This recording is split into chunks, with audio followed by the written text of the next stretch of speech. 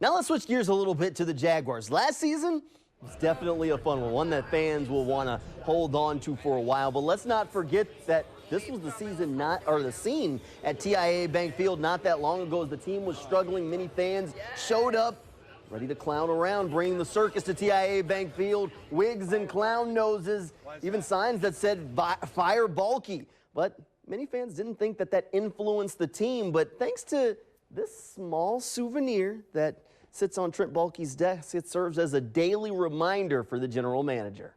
Some fans sent that to me. It was a little clown figurine, and I said, you know what? I'm going to put it there to remind myself every day, you know, why I come to work, what my purpose is, I guess. You know, it's prove them wrong.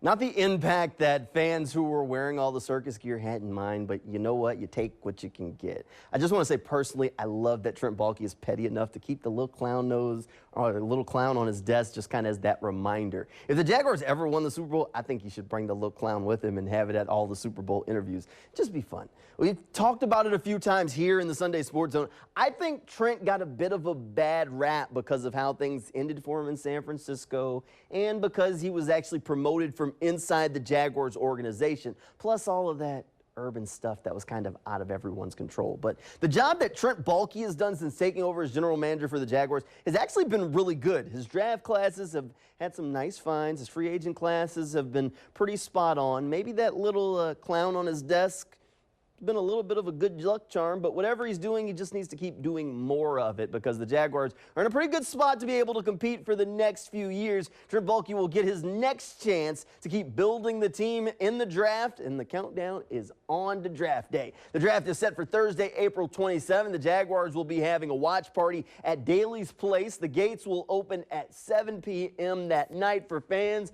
and on draft day, make sure you tune in here to News4Jags. We'll have a live News4Jags draft show for you coming your way on Channel 4 from 7 to 8 to get you ready for when the Jaguars take the clock or hit the clock. And speaking of when the Jaguars are on the clock, there are a lot of mock drafts floating around the internet, and here are the 3 most frequently mocked players to the Jaguars. Tight end Dalton Kincaid from Utah, offensive guard from Florida O'Cyrus Torrence, and tight end Michael Mayer from Notre Dame.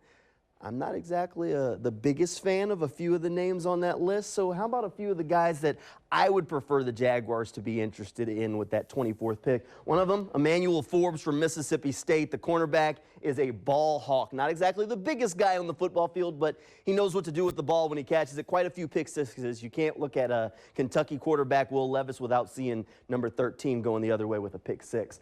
One guy that makes a whole lot of sense, Myles Murphy.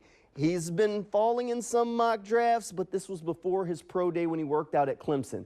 His numbers eerily similar to Trayvon Walker. If somehow he's on the board at 24, I don't know if Trent Baalke will be able to help himself, but add another athletic pass rusher in that kind of mold that you can't help but want to take a swing at. He would make a whole lot of sense if he's available. And one guy that I really like early on, he wasn't being mocked to reach the Jaguars at 24, but now people are starting to think he might be there.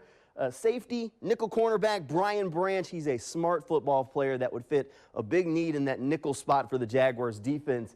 He'd be a nice add. We talk a lot more about the Jaguars draft and players that would fit the team in the News4Jags podcast. New episode came out last week, Justin Barney and myself. You can find that over on News4Jags.com and in that News4Jags Plus app. New episodes come out each week, and you can find those anywhere that you get your podcasts.